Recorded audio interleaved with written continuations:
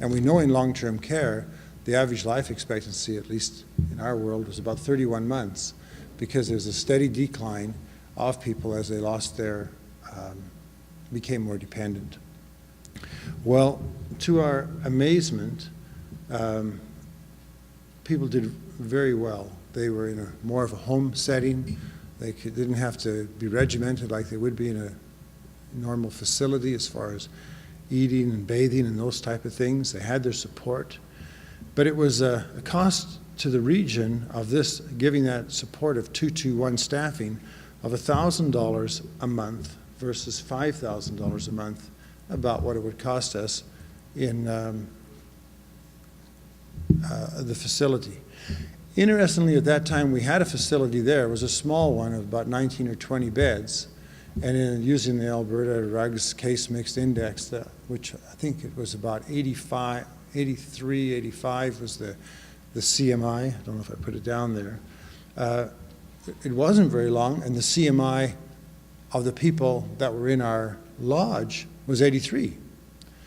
And because it was only a 20-bed long-term care facility, the cost to us wasn't 50 or 60,000 like the others were a year. It was 80,000 because it was the most inefficient place on earth. This was 12,000. So not being very clever, our CEO soon figured out he wanted to do more of those, because not only do we do better, but it was saving us a bundle of money.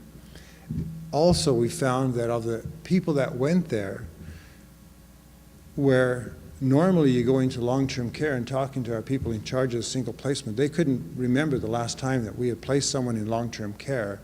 They had just got better and they had gone home. But now in the lodge, the people went to the lodge and they said, oh, well, he's walking around, maybe I should too. And we found 2 or 3 people actually went home of those first 20. We found people doing better. In fact, when we assessed what happened to them, we found out that only half of those people ever got to the point that they had to go to a heavier level of care. Most of them were able to stay there, age in place, and did well for the rest of their lives. Even those that did need to go to a higher level of care, they had stayed there for an extra year or 18 months.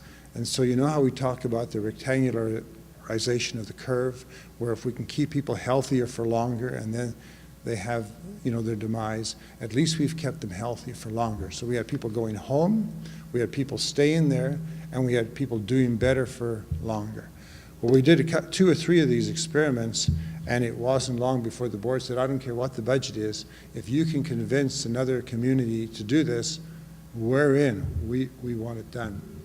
This is a bit of a detailed slide, but what I want to point out here is it was also very, very cost effective. Not only were we getting better care and people doing better, it was cost effective in a bunch of different ways.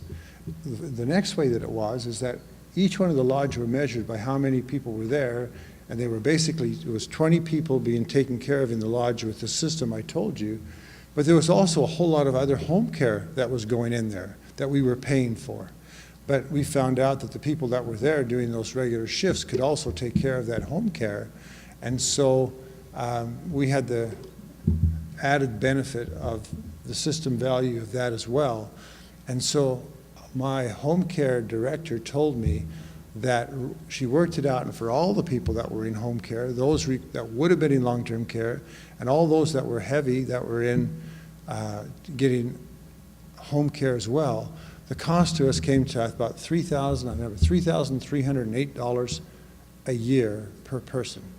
She says it's just about embarrassing how efficient this is and how well it was taking care of people. And the outcomes were far better than what we had otherwise. The other thing then is that when we first started, we had about 850 long-term care beds costing us about $40 million, and we knew that we had to increase because we were short at the time, and you know, we had 60 or 70 ALCs in our regional hospital as well as a bunch in the other hospitals. We needed more beds, and we knew what demographics were doing to us, and we were the fastest aging region. So if we just kept doing business as usual, we'd be coming up with money like crazy over the ensuing years.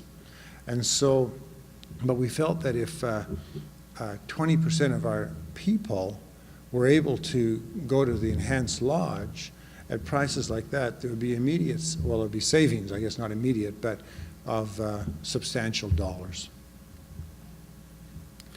So if this works so well at the enhanced lodge level, and I must tell you, just this past week, and I couldn't put this slide in because it showed other regions in Alberta, but I know you guys have the inner eye here, and we have, so we used the maple, and there's maples shows 5 different levels of who goes into these different places. In all the other areas in Alberta, the 20% of the low-end people are all into long-term care and those places because they don't have the enhanced lodges. We found that in our designated assisted living and our long-term care now, we didn't have essentially any of those, people in the first couple of groups, because those were the people that were being served very well in the enhanced lodge, and still are. So it really pointed it out well.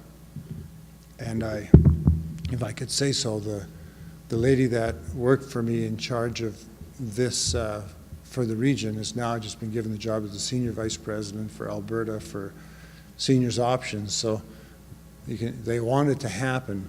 I think that there's a few structural things that are in place that is going to make it hard, but definitely this has been a wonderful success story, and the number of people that have done better is amazing. In fact, once one of the lodge managers or foundations took their board members to one of these lodges, and they said, now 20 of these people are actually long-term care people that we have here.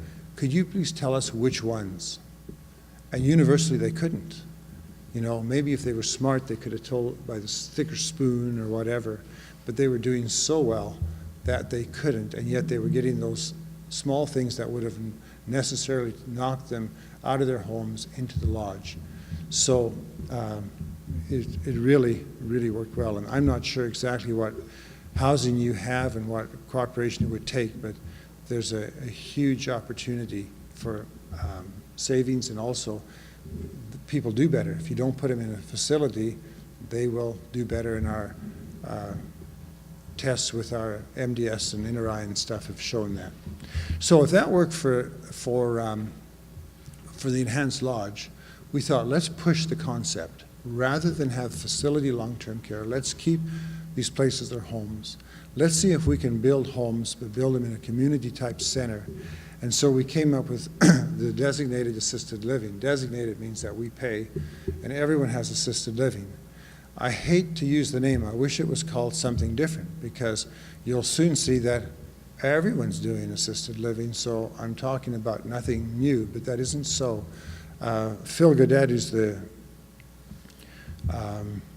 president of this, and he was also the president of the Home Care for Canada, took a year off and he traveled the world to see if he could find this type of model that I'm about to tell you with for assisted living, and he said he could not. Even in Alberta, this is the only one. So if you struggle with me, there are some subtleties that makes this different. And the big difference with this assisted living is that it's a complete alternative to long-term care. The same people at the same level of care that need long-term care, that if I went to any group of doctors in any community, every time, they'll say, yes, it's a good idea, but not for our folks, because I know that patient, and that patient needs more than assisted living. That patient needs long-term care. So these are the people that we're talking about. And then when we do it, they go, huh, I'm surprised, they're doing better. So this is different.